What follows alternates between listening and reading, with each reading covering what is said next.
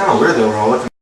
I'm Dontae Harris, and I'm doing my proper presentation on achieving proper tone for alto saxophone. Next slide, please. Many individuals play alto saxophone, but few know the proper techniques to achieve proper tones. And achieving proper tones is a proper aspect of playing alto saxophone. So I'm going to give you 3 steps on what helps you achieve the proper tones for alto saxophone. Next slide, please. The 3 essential steps are breathing, posture, and armature. Next slide. For breathing. Breathing is the most important step for playing any instrument ever. But for alto saxophone, it's very important. First technique that you should always use is proper posture. Proper posture and breathing, not just stance or anything. Proper posture and breathing. As most individuals, if you notice, they breathe using their shoulders. They take a deep breath, they'll shrug their shoulders up and down like this. That's it, even though that's exaggerated, but if you notice, people use their shoulders a lot. To use proper breathing, only your core muscles and your core muscles or your abdominal muscles should be on once it be at work.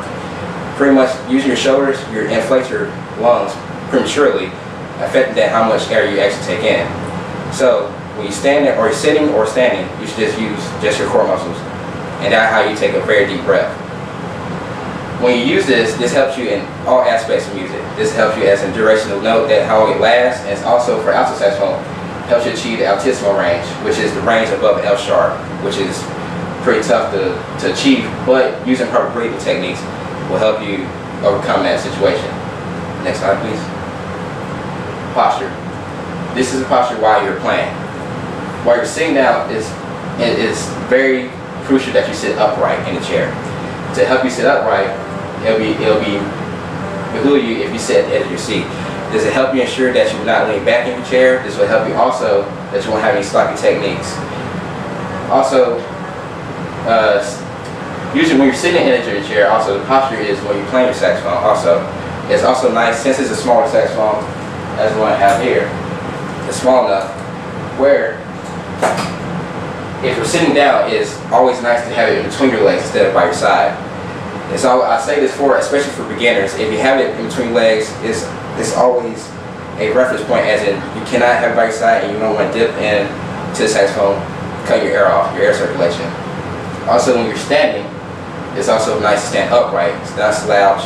I know a lot of people see a lot of professionals move about, but they're playing a long time and they know how to control their breathing. This is to help you when you stand up, when you're beginning playing, even hobbyists, that you stand upright to stand there, so the air that you're that's circulating through your mouthpiece is enough and efficient enough to achieve all the notes. Because it's quite embarrassing if you're at a concert or you're doing anything that the notes you're trying to hit do not come out right. Next slide, please. Armature.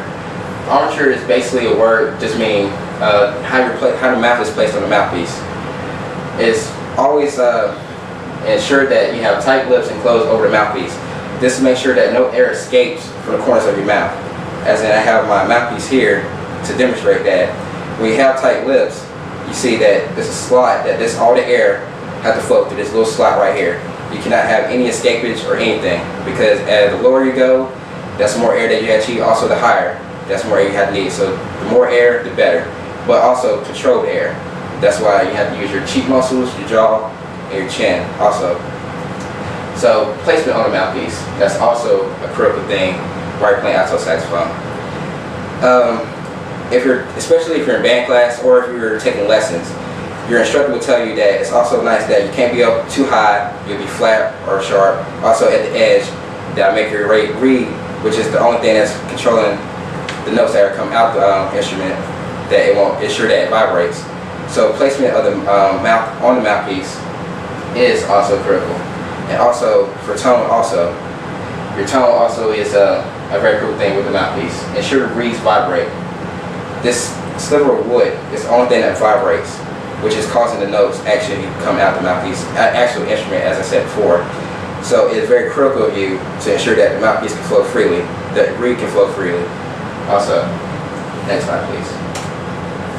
Achieving proper tone while playing is a very critical factor while playing alto saxophone. Once such feat has been achieved, the outcome development into a better player is smooth transition. When you put all techniques together for achieving proper tone and using the techniques that I just given you, that'll be easier for you to actually maybe want to play more. Or if you're, for example, as I said before, when breathing, treating altissimo range, some music calls for it and it helps you. Also, if you're quite embarrassed about how your tone may sound, it also will help you if your tone is better. Then you have more confidence and you'll play with more resilience also.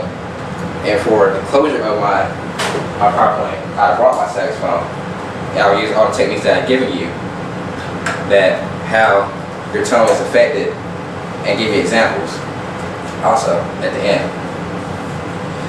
As I said, breathing. Using your shoulders to breathe, you take much air out. Also, most in the music world, you'll hear that I was kite flat and I squeaked a little bit also, using my shoulders. Proper stance, I was moving a little bit also, and armature, I was way too far up on the mouthpiece, if you didn't see. I'll give you a side view how I was really playing. I will not actually play the note again, but I'll show you where my mouth was and how to use my shoulders.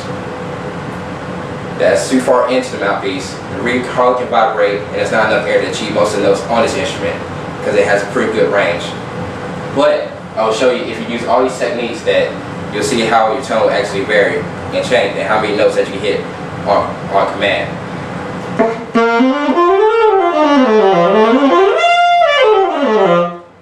Every note almost, from low D, which is 3 notes before the lowest note on the saxophone, to a high D, which is the 3rd note highest on the saxophone. And I hit that on command using these 3 techniques.